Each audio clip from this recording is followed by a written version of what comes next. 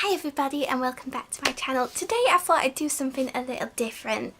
I have done not a book haul in the past, but kind of something related to books, and honestly books are like my passion. I adore them. I just find it so amazing you can just get lost in someone else's world. But what I've discovered recently is I've been wanting to read but not at the time, and with not having time, it's kind of made me quite sad because there's been such amazing books out and you kind of want to read them before you see something that might spoil it for you, or you might find out what the ending is, or if the book turns into a movie and then you really want to see the movie. But then I'm one of those people that likes to read the book before the movie. So I thought I would show you. I have got an Audible account, which is super amazing. This isn't a sponsor at all, nothing like that.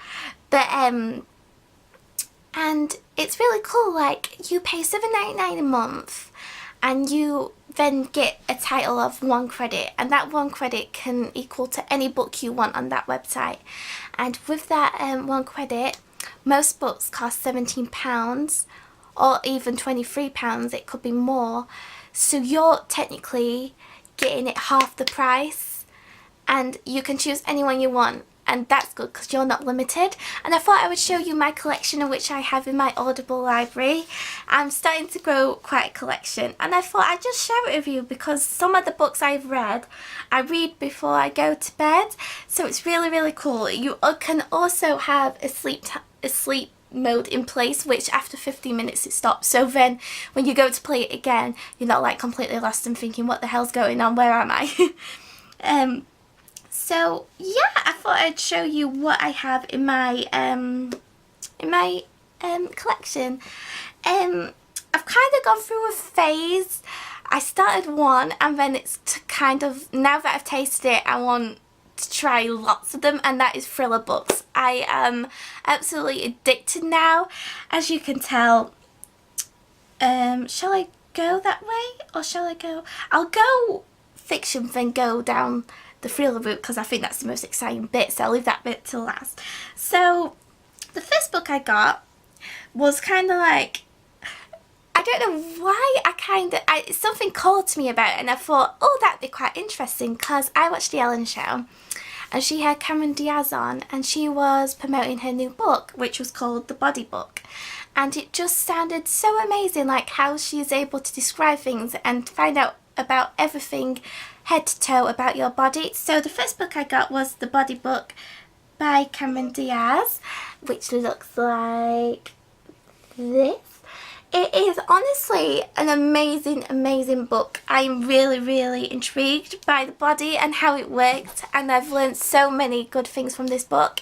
It's honestly helped me in terms of fitness and also goals, like goals for yourself.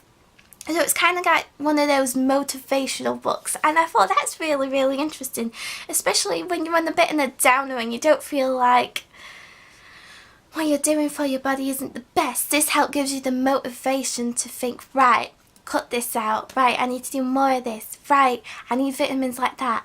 So it's kind of like an eye-opening experience reading that book. I really enjoyed it and would recommend it to anyone. I then have In the Dark Wood by Ruth Ware, and this was like the first thriller I went for. I don't know why, I just kind of, the synopsis kind of, I thought this sounds really intriguing. So basically, a lady who is the main narrative, she gets an invite to a bachelorette like weekend away in a log cabin, but it was from a friend she did used to go to school with, but then have drifted apart in the past. She kind of is a bit an-ahhing about it because she thought, well, can I say this? I really don't want to give anything too much away because it is such a good twist book. I even got it from my best friend for Christmas because I thought, oh my gosh, she would love this too. She hadn't had time to read it, but her mum did and she loved it, so that's good. But I would say it's like because of the man she's marrying, she's not sure she wants to go because she has a bit of a history with this guy. So I think she just thought, I'm not sure if this would be my place to go. So her other friend does persuade her to go from school, and it turns into a weekend of really so much surrealness, and it's like, it's told by the point it goes backwards and forwards quite a bit, like something has happened but you don't know what that is yet, and then until it happens it's very much shock worthy. Like, I didn't expect it. I didn't expect how the ending would be how it was, but I really enjoyed it. So if you're looking for a good thriller, it kind of reminds me of a murder mystery in terms of like they're secluded and no one's around them and things are going down and no one knows what is going down. So that is a really good one. A bit like, it's like kind of a modern Cluedo in a so to speak way, but it's a really good one, I'd say. And then the next one I got was called The Luckiest Girl Alive by Jessica Knoll. So this one was really terms quite dark. It's she becomes a socialite in later life and is marrying a very wealthy man, and with this man being a really wealthy man in New York, a film crew want to go around the wedding, so to speak, which they are planning, and the main girl in this, she had a traumatic thing happen in her childhood, and it's kind of like her retelling that side of her life. It was, honestly, I'd say some people didn't like it, but I honestly thought it was a really good book. It kept me hanging, it kept me waiting to stay up all night just to see what happened next, because I don't know, there's some messages in this book which I find quite provoking, and kind of like knowing you need to stand up for yourself, and this girl doesn't know she can, and she keeps something bottled up inside, which is so sad, but it's such a good book in terms of, I don't know, it's just really interesting. I don't want to give too much into this one because it's kind of one that slowly builds up, and I didn't expect what happened to happen again, and I think books like that are really good. I want to tell you something that kind of happens in it, but I don't want to, but it's something that is quite prominent in America at this moment, and you'll probably know once you read the book what that is, but I'd say it is an amazing book and tells the story of a soul survivor, so to speak. So yeah, and then have, well, you know this was gonna come up at any time because everyone's talked about, everyone's kind of whispered around, and that is The Girl in the Train by Paula Hawkins.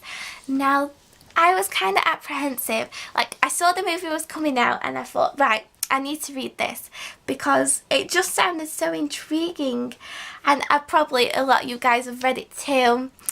And I'd like to hear your thoughts on this, because I read the book, then as soon as I read it, I loved it that much, I was like, right, I need to see the movie straight away, so I watched it straight after reading it. And I don't know if I was on such a high from the book, but I didn't enjoy the movie as much as the book because I feel like it left out so many disturbing elements within the book, and I think that's what made it so intriguing, those disturbing bits. And I thought, and then some scenes were misjumbled or didn't entail as much as you wanted it to, and I was kind of just a bit down. Like, I think they had all the right cast, it was just, maybe they just didn't have enough time to put all the details in, which sometimes happens with books, you know, sometimes there's so much that happens in them, you don't have time to make it into the movie. But I just thought there were key parts that should have been in there. But if you haven't read it yet, it's kind of a weird way of how it's written. I think it's done in 3 protagonists, 3 women, all interconnect with each other in some sort of way, but you slowly find out how that is. One of these women does disappear. One of these women is the main lady, who is kind of wanting to find out what did happen to this lady, who's responsible, am I even involved? Because she suffered a blackout that night, she, so to speak, disappeared. So she's worried in terms of her memories. Is she involved in some way? Because she has a drinking problem within the book. And my heart broke for the main protagonist. I thought some people would say that she kind of is helpless in a way, and I'd say she's very vulnerable, but I think she does have a fire to her, especially towards the end. And also, I didn't guess what would happen again, and I'm a good guesser, like in terms of CSI and any murder things on TV, I tend to get it right, but when it comes to books, I'm blindsided. But I kind of like that. I kind of like that it like takes the rug from underneath you, and you're like, how the hell? But once you find out who the kind of person is, everything makes sense. So honestly, I would say if the movie has put you off, don't let it put you off, because the book is amazing. It's disturbing, it's really dark, but I really, really loved it. I then have one that I have two that I started but didn't get fully into. I won't talk about that one because I don't know much about it yet. But I did start one called The Butterfly Garden by Dot Hutchinson. I don't know why I stopped that, because I was enjoying it.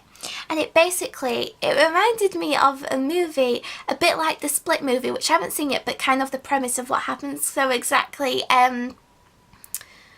two detectives they discover a whole batch of women which have been kidnapped and kept in this sort of room.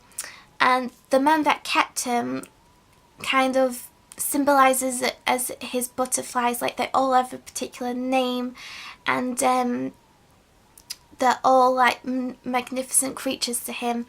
I only got into a little bit of it, but I don't know if it is just going to be a bit of the detective's point of view, then a bit of like one of the survivors.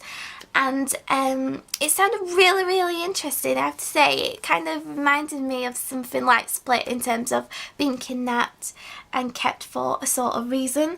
And I think it kind of gives a bit of a Norman Bates kind of feel to it. So I'll definitely check that one out if you're wanting something a bit of the kind of, how would I describe it? I don't know if he is a serial killer yet, but it's kind of like that kind of feel to it, if you sort of get what I mean. I then have something called The Demonologist by Joel Brill. Now, this could be interpreted in many different ways because it's told in the stories of Ed and Lorraine Warren, which have made the cases of The Conjuring really popular and Annabelle really popular. I love those movies, and I think that's what inspired me to read a bit on their cases, because I don't know, there was something about them that I found so intriguing. And these and the Demonologist goes across quite a few cases. Like, it talks a bit about the Amityville case, Annabelle, of course. It talks about one which was really, really interesting, about a soldier. It was one of their first cases, and it was kind of giving the backstory of how they became to be who they were, which was also really, really good. I would say this is a good one to read around Halloween time, because it's kind of like a ghost story, so to speak, of how it's told. And some of them send shivers down your spine, especially ones like, of course, from the movies.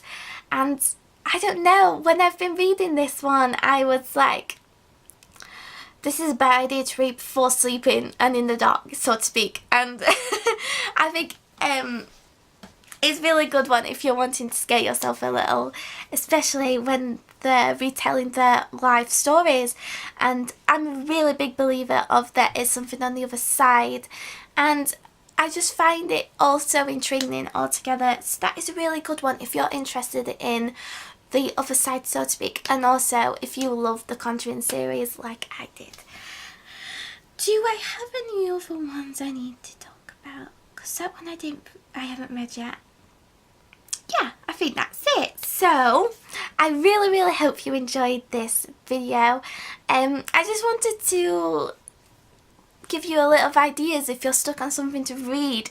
And also, don't be put off by audiobooks, because they're honestly, sometimes you envision it a little bit more than you reading them, which is you won't think would happen, but I have to say these are amazing.